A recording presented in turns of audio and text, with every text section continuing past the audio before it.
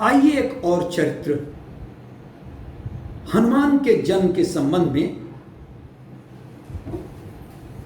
हम सुनाएं। हनुमान के जन्म के संबंध में धर्म ग्रंथों में कई कथाएं प्रचलित हैं। उनमें से एक जो बहुत प्रचलित कथा है उसे मैं आपके सामने प्रस्तुत कर रहा हूं। आप ये जानते हैं कि श्री राम के चरण स्पर्श से पत्थर से औरत बनी अहिल्या हनुमान जी की नानी थी। पता नहीं जानते हैं कि नहीं, तो मैं बता रहा हूं। अहिल्या हनुमान जी की नानी थी और गौतम ऋषि उनके नाना थे। हनुमान की माता अंजनी गौतम की पुत्री थी। ये बात तो बहुत से लोगों को, लगभग सभी आप लोगों को पता है कि इंद्र अहिल्या की सुंदरता पर आसक्त हो गया था। अच्छा, एक बात और बता दूं, ये देवता लोग भी अपने अच्छे पुण्य के कारण देवता बन जाते हैं, लेकिन मनुष्य से वह भोग में ऊपर हो जाते हैं, लेकिन उनमें कमजोरी वही रहती है जो मनुष्य में कमजोरी होती है। तो इंद्र बता रहा था अहिल्या की सुंदरता पर आसक्त हो गया था। उसने एक दिन एक चाल चली। उसे पता था कि गौतम यानी अहिल्या के पति गौतम ऋषि सुबह 4 बजे गंगा स्नान के लिए जाते हैं। इंद्र ने क्या किया कि अपने एक साथी के साथ मिलकर एक दिन रात के 2 बजे सूर्य निकलने जैसा प्रकाश फैला दिया, मायावी। और उसके साथी ने मुर्गे की नकली मगर हूबहू बांग निकाली। यह होनी थी, यह संयोग था। गौतम ने उसे सच समझ लिया। सुबह हो गया ऐसा उन्होंने समझ लिया। आखिरकार मुर्गे ने बांग निकाली और इधर लगभग 4 बजे के समय का सुबह दिखाई दे रहा था आकाश में। और गौतम जी गंगा स्नान के लिए चल दिए। उधर इंद्र ने गौतम का वेश बनाकर अहिल्या के साथ समागम किया। अंदर गए और चूंकि गौतम ही अंदर जा रहे हैं, इंद्र गौतम का वेश बना करके गया था, इसलिए समागम कर लिया। वास्तव में थोड़ी ही देर में अहिल्या को पता चल गया कि ये गौतम ऋषि तो नहीं पता चल रहे हैं, ये गौतम ऋषि तो फिर भी उसे कुछ ये प्रामाणिक रूप से उसे नहीं पता चला। और अंजनी कौन थी? अंजनी गौतम की ऋषि की बेटी थी। ये अंजनी किसी दरार से यह दृश्य देख रही थी। बाद में जब अहिल्या को पता चला कि अंजनी ने उसके साथ छल होते देख लिया है, तो उसने अंजनी से कहा कि देखो, ये बात अपने पिता को न बताए, क्योंकि इसमें मैं निर्दोष हूं। वह गौतम के वेश में आया था। लेकिन अंजनी ने अपनी मां अहिल्या की बात मानने से साफ इनकार कर दिया। तब क्रोधित होकर अहिल्या ने उसे शाप दे दिया कि मैं तो करके भोगूंगी, पर तू बिना किए ही भोगेगी। उधर थोड़ी ही देर में गौतम भी स्नान के लिए नदी तट पर पहुंचे भी नहीं, तब तक वो देख रहे हैं कि कुछ तो भ्रम हुआ है उनको। इसलिए थोड़ी ही देर में गौतम को पता चला कि उनके साथ छल हुआ है। उन्होंने वहीं ध्यान लगाया और सारा हाल जान लिया। अब उनके मन में एक ही बात थी कि देखें अहिल्या इस बात को छिपाती है या बता देती है। अहिल्या के सामने आए गौतम ऋषि। उनसे इसके बारे में पूछा। अहिल्या इस बात को छिपा गई। छिपाने के कारण गौतम ने उसे पत्थर का हो जाने को श्राप दे दिया। लेकिन जिस समय श्राप दिया उस समय अहिल्या क्रोध में थी, क्योंकि ये सब बातें गौतम ने अंजनी से जब छल के बारे में पूछा तो अंजनी ने साफ साफ सच बता दिया। इसलिए अहिल्या ने अंजनी को श्राप दिया कि वो बिना किए ही भुगतेगी, जाओ।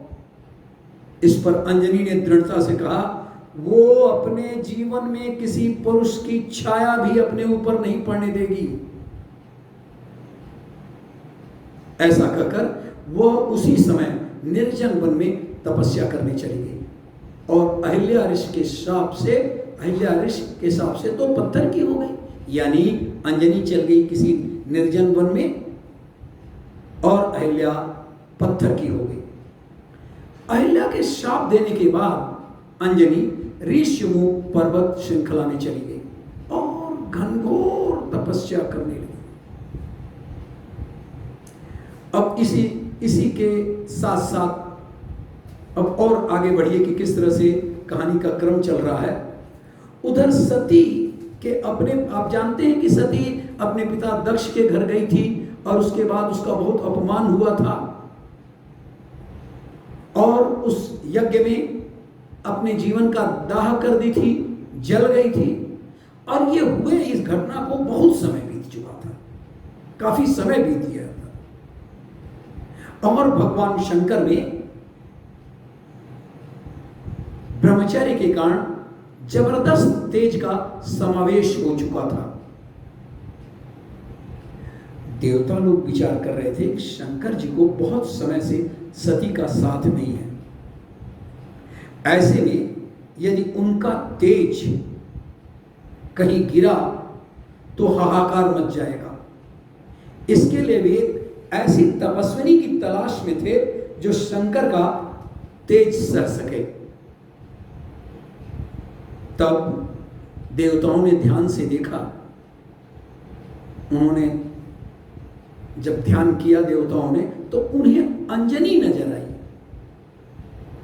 अंजनी संसार से ध्यान हटाकर घनघोर तपस्या में लीन थी और राम के अवतरण का समय आ चुका था।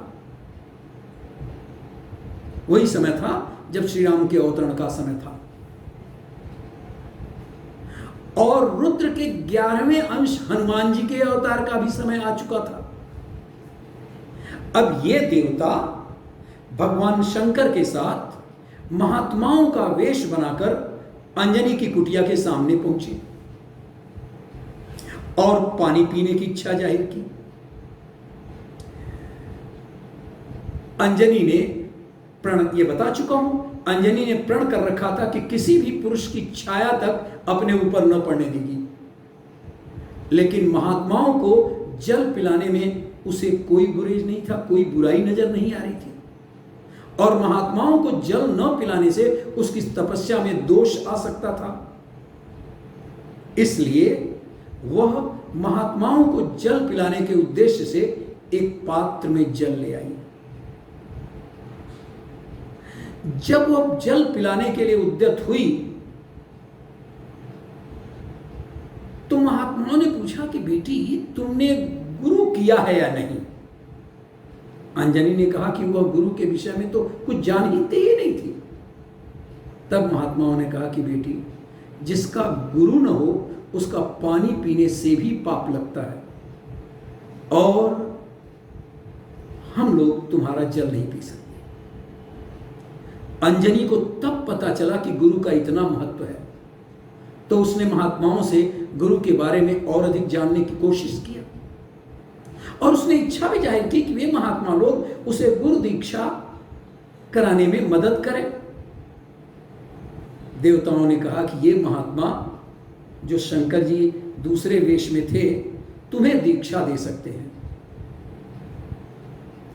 अंजनी ने विधिवत दीक्षा ली और शंकर ने दीक्षा प्रदान करते समय उसके कान में मंत्र फूंकते समय अपना तेज उसके अंदर प्रविष्ट कर दिया और इस तेज के कारण जो कान में तेज प्रविष्ट हुआ, इससे अंजनी को गर्व ठहर गया। उसे लगा कि महात्मा वेशधारी पुरुषों ने उसके साथ छल किया है। उसने अपनी अंजुली में जल लिया और उसी समय शाप देने को उद्यत हो गई, तुरंत ही उद्यत हो गई।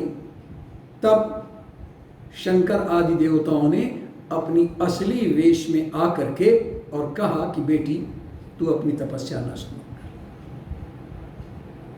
अपनी तपस्या मत नष्ट कर। और ये सब होना था, ये होनी थी। और सुनो, तेरा ये पुत्र युगों तक पूज्यनीय होगा। और ये भी सुनो कि ये सब पहले से निश्चित था। ये सारी बातें सुनकर अंजनी संतुष्ट हो गई।